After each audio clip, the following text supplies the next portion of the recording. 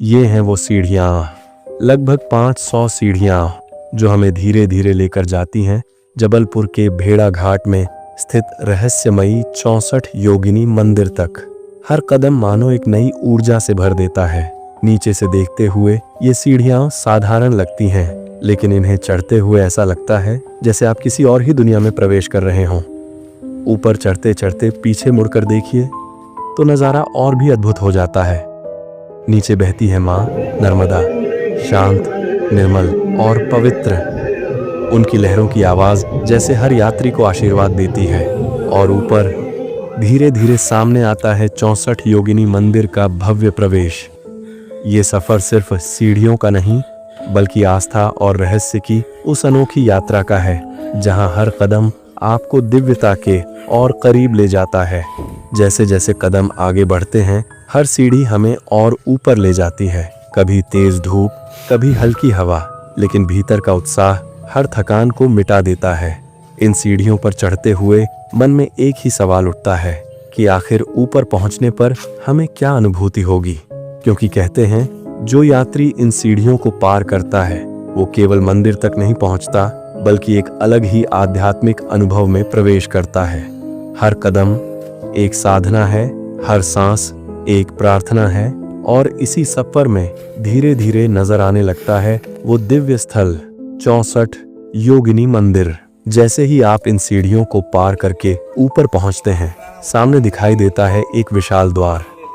यह है 64 योगिनी मंदिर का प्रवेश द्वार। पत्थरों से बना यह दरवाजा सदियों पुराना होते हुए भी आज भी वैसा ही खड़ा है, मानो समय की आंधियों ने इसकी दीवारों को छुआ हो, पर इसकी आत्मा को मिटा न पाया हो। इस दरवाजे से भीतर कदम रखते ही आपका सामना होता है एक गोलाकार प्रांगण से, जो अपने आप में रहस्य और आस्था दोनों को समेटे है। जैसे ही आप इस प्रांगण में प्रवेश करते हैं, चारों तरफ नजर जाती है तो दिखाई देती है 64 योगिनियां हैं। हर योगिनी का अपना एक रूप, अपनी एक मुद्रा, अपना एक तेज। कोई हाथों में तलवार लिए है, तो कोई शंख, तो कोई त्रिशूल, तो कोई करुणा और शांति से भरा हुआ चेहरा लिए बैठी है।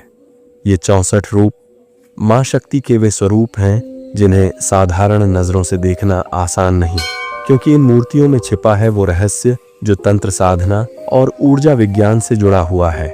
कहा जाता है कि जब कोई साधक इस वृत्ताकार प्रांगण में साधना करता था तो 64 योगिनियों की यह अदृश्य ऊर्जा उसे घेरे रहती थी।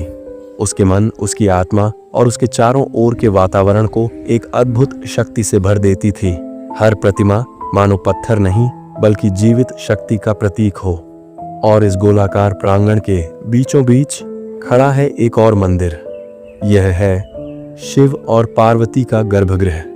मान्यता है कि 64 योगिनियां भले ही मां शक्ति के रूप हैं, लेकिन उनकी ऊर्जा का मूल स्रोत है भगवान शिव।